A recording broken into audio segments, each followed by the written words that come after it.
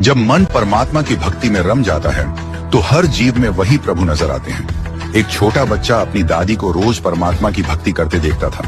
वो देखता कि दादी कितनी श्रद्धा से भगवान को स्मरण करती हैं, उनके सामने दीप जलाती हैं और ध्यान लगाती हैं। उस बच्चे के मन में भी परमात्मा से मिलने की इच्छा जाग उठी। उसे भगवान के बारे में कुछ नहीं पता था, न उनका स्वरूप, न नाम, न स्थान, लेकिन उसके मन में एक सच्ची और मासूम चाह थी, बस एक बार भगवान से मिलूं और उनके साथ बैठकर रोटी खाऊं। एक दिन उसने रोटियों से भरा एक थैला लिया, उसमें 5-6 रोटियां रखी और प्रभु को ढूंढने निकल पड़ा। चलते चलते वो काफी दूर चला गया। संध्या का समय हो गया था जब वह एक नदी के किनारे पहुंचा। वहां एक बूढ़ा व्यक्ति बैठा हुआ था जिसकी आंखों में गजब की चमक और चेहरे पर शांति थी, मानो वर्षों से उसी का इंतजार कर रहा हो। वह 7 साल का मासूम बालक जाकर बूढ़े के पास बैठ गया। उसने अपने थैले से एक रोटी निकाली और मुस्कुराते हुए बूढ़े की ओर बढ़ा दी। बूढ़े ने रोटी ले ली और खाने लगा। उस बूढ़े के झुर्रियों भरे चेहरे पर एक अलग सी प्रसन्नता उभर आई।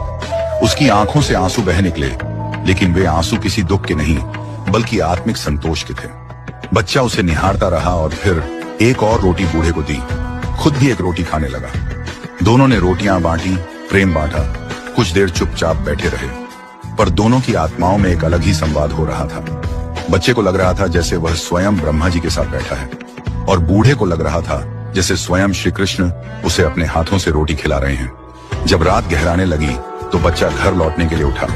बार बार पीछे मुड़कर देखता और पाता कि बूढ़ा अब भी उसकी ओर ही देख रहा है। घर पहुंचते ही उसकी माँ ने उसे गले से लगा लिया और माथा चूमा।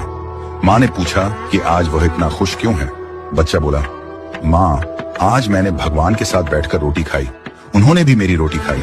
माँ, भगवान बहुत बूढ़े हो गए हैं पर बहुत अच्छे हैं। उधर जब बूढ़ा अपने गांव पहुंचा तो सबने उसे पहले से बहुत प्रसन्न देखा। एक ने पूछा, बाबा, आज इतने खुश क्यों हो? तो वह बूढ़ा बोला, मैं 2 दिन से भूखा था, नदी किनारे बैठा भगवान की राह देख रहा था। मुझे विश्वास था कि भगवान जरूर आएंगे और आज वो आए। उन्होंने मेरे साथ बैठकर रोटी खाई, प्यार से मेरी ओर देखा, मुझे गले लगाया। भगवान बहुत मासूम हैं, बच्चे जैसे लगते हैं। इस कहानी का भावार्थ यही है कि जब मन सच्चे प्रेम और श्रद्धा से भरा होता है तब हमें हर जीव में भगवान के दर्शन होने लगते हैं। वो बच्चा और वह बूढ़ा दोनों ही भगवान के प्रतीक बन गए, क्योंकि दोनों ने एक दूसरे में ईश्वर को देखा।